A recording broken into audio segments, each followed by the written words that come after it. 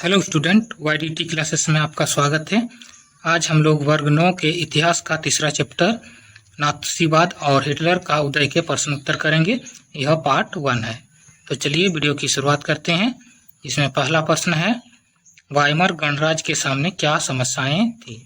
तो ये जो वाइमर गणराज्य है, प्रथम विश्व युद्ध में जर्मन साम्राज्य के पतन के बाद वहाँ पर एक लोकतांत्रिक सरकार बनाया गया, जिसे हम लोग वाइमर गणराज्य कहते हैं। तो उसके सामने क्या समस्याएं थी, ठीक है। तो इसका उत्तर होगा, वाइमर गणराज्य का जन्म प्रथम विश्व युद्ध में पराजित जर्मन साम्राज्य के पतन पर हुआ। तो जो प्रथम विश्व युद्ध में जर्मन की हार हुई थी, उसके बाद ही वाइमर गणराज्य का स्थापना हुआ था, ठीक है। वाइमर गणराज्य द्वारा कई समस्याओं का सामना किया गया, जो निम्न है, ठीक है। जिसमें पहला है, इस गणराज्य को जर्मनी द्वारा अच्छी तरह से स्वीकार नहीं किया गया। तो जो प्रथम विश्व युद्ध में जर्मन के हार के बाद वहाँ पर वाइमर गणराज्य का जो स्थापना हुआ था, तो इससे जर्मन के बहुत सारे जनता स्वीकार नहीं किए थे, उन्हें यह पसंद नहीं था, ठीक है।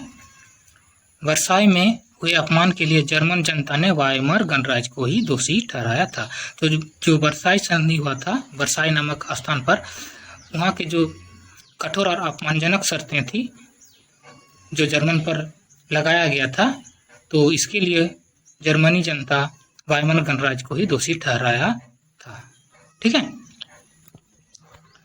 दूसरा है, मित्र देशों के साथ संधि बहुत कठोर एवं अपमानजनक थी। तो जो वर्साई की संधि थी, वो बहुत कठोर और अपमानजनक थी। इस संधि के अनुसार जर्मनी ने अपने समुद्र पार के उपनिवेश, 13% भूभाग, 75% लौह भंडार, 25% कोयला भंडार फ्रांस, पोलैंड, डेनमार्क और लिथुआनिया के हवाले करने पड़े। तो इस संधि के अनुसार क्या हुआ कि जो जर्मनी के समुद्र पार के जो उपनिवेश थे, माने जिन देशों पर उनका व्यापार चलता था, वे सारे उपनिवेश और अपना 13% भूभाग, 75% लौह भंडार, 25% कोयला भंडार फ्रांस, पोलैंड, डेनमार्क और लिथुआनिया को देना पड़ा। तीसरा है, जर्मनी ने युद्ध बड़े स्तर पर ऋण लेकर लड़ा था और उसे युद्ध का हर्जाना सोने के रूप में देना पड़ा। तो जर्मनी ने युद्ध जो लड़ा था, वो ऋण लेकर लड़ा था और उस ऋण को चुकाने के लिए उसे हर्जाना के रूप में सोने के रूप में देना पड़ा, ठीक है। सोने के भंडारों, संसाधनों की कमी तथा लाचार आर्थिक हालात के चलते वाइमर गणराज्य हर्जाना देने की स्थिति में नहीं रह गया था। और सोने के भंडार और संसाधनों की कमी और लाचार आर्थिक हालात के चलते क्या हुआ कि जो वाइमर गणराज्य था, वो हर्जाना देने की स्थिति में नहीं था। चौथा है, अन्य पड़ोसी देशों ने इसके अग्रणी औद्योगिक क्षेत्र रूर के कोयला भंडारों पर कब्जा कर लिया था। तो उसके जो पड़ोसी देश थे, उन्होंने क्या किया, उसके औद्योगिक क्षेत्र रूर नामक स्थान के जो कोयला भंडार थे, उन पर वे कब्जा कर लिए थे। पांचवा, जर्मनी में चारों ओर तबाही, भूखमरी और निराशा व्याप्त थी। तो प्रथम विश्व युद्ध की समाप्ति के बाद क्या हुआ कि जर्मनी के चारों तरफ तबाही, भूखमरी और निराशा व्याप्त थी। देश अति महंगाई के दौर से गुजर रहा था और देश में महंगाई बहुत बढ़ रही थी और वाइमर गणराज्य लोगों की आर्थिक समस्याओं का समाधान करने में विफल रहा। और जो वाइमर गणराज्य था, वो लोगों की आर्थिक समस्याओं का समाधान करने में विफल रहा, ठीक है। तो दूसरा प्रश्न हम लोग देखते हैं, 1930 तक आते आते जर्मनी में नाजीवाद को लोकप्रियता क्यों मिलने लगी, वर्णन करें। ये नाजीवाद क्या है, यह हिटलर द्वारा बनाया गया एक संगठन है, ठीक है। तो इसका उत्तर होगा, 1930 तक आते आते जर्मनी में नाजीवाद को लोकप्रियता मिलने के निम्न कारण थे, ठीक है। तो इसमें पहला कारण क्या था, वर्साई की कठोर संधि, ठीक है।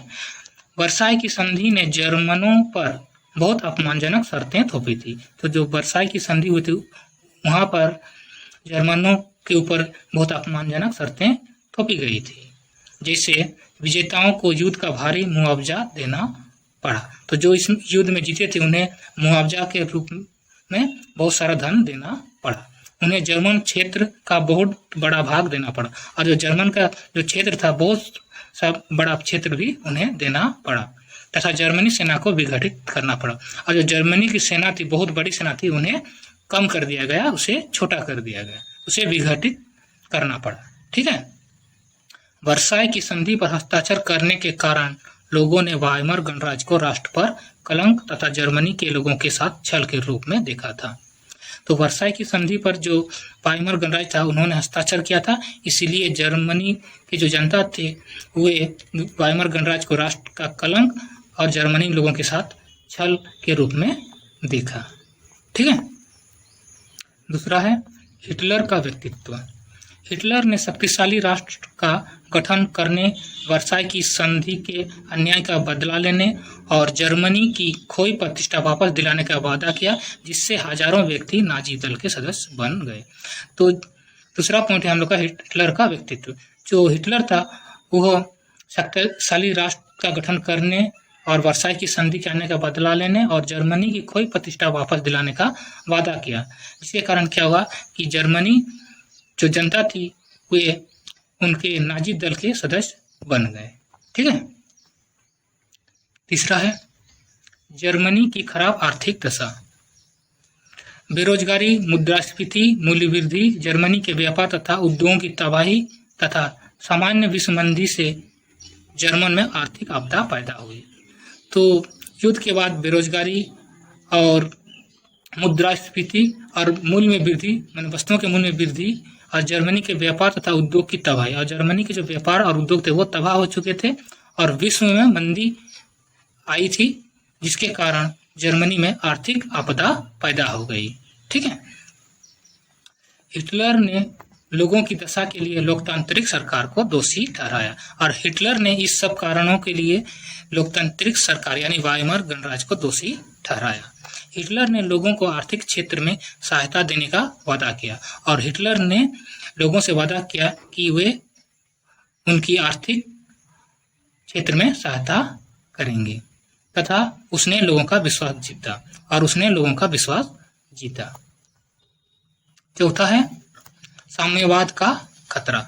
जर्मनी में साम्यवादियों ने 1917 ईस्वी की रूसी क्रांति के अनुरूप क्रांति करने का प्रयास किया, इसलिए जर्मन पूंजीवादियों ने हिटलर की नात्सी पार्टी को पूरा समर्थन दिया, क्योंकि नात्सी पार्टी साम्यवाद का विरोध करती थी। तो जर्मन में साम्यवाद का खतरा। ठीक है। तो जो साम्यवाद है, जिसका अर्थ है कि वहां पर राज्य की सत्ता नहीं हो, जनता की सत्ता हो, तो इसके विरोध में हिटलर था, इसलिए जो पूंजीवादियों थे वे हिटलर की नात्सी पार्टी को समर्थन किए। ठीक है, क्योंकि नात्सी पार्टी साम्यवाद का विरोध करता था। अगला है पांचवा, यहूदियों के विरुद्ध जर्मन भावनाएं। ठीक है। तो नास्तियों ने जर्मन लोगों की भावनाओं को उभार कर उसका फायदा उठाया। तो नास्तियों ने, जो नात्सी पार्टी के सदस्य थे, वे जर्मन लोगों की भावनाओं को उभारा। ठीक है। जर्मनी में यहूदी प्रभावशाली स्थान रखते थे, अतः जर्मनी में यहूदी विरोधी भावनाएं पहले से ही पर्याप्त मात्रा में विद्यमान थी। तो जो यहूदी थे वो जर्मन के प्रभावशाली स्थान रखते थे, माने ऊंचे पद पर थे, जिसके कारण जर्मन के लोगों में यहूदी विरोधी भावनाएं पहले से ही विद्यमान थी। नात्सियों ने इस स्थिति का लाभ उठाकर यहूदियों के विरुद्ध विषैला प्रचार किया और नात्सियों ने इसका लाभ उठाकर यहूदियों के खिलाफ विषैला प्रचार किया, उनके विरुद्ध प्रचार किया। उन्होंने यह वादा किया कि सत्ता में आने पर यहूदियों को देश की नागरिकता से वंचित कर देंगे तथा देश से बाहर खदेड़ देंगे। और उन्होंने यह वादा किया कि सत्ता में आने पर यहूदियों को देश की नागरिकता से वंचित कर देंगे और उन्हें देश से बाहर खदेड़ देंगे। ठीक है।